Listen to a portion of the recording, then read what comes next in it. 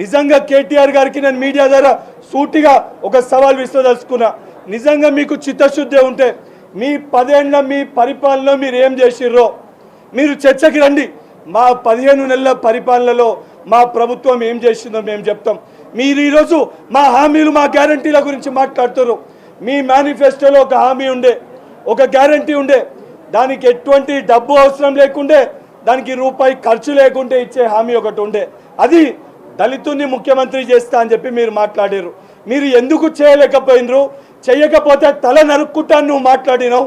ముందు వాస్తవానికి తెలంగాణ రాష్ట్రంలో ఉన్న దళిత సోదరులకి దానిపైన సమాధానం చెప్పి దాని తర్వాత మీ తండ్రి గారు కానీ నువ్వు మాట్లాడాలని చెప్పి కేటీఆర్ గారికి సూచిస్తున్నా.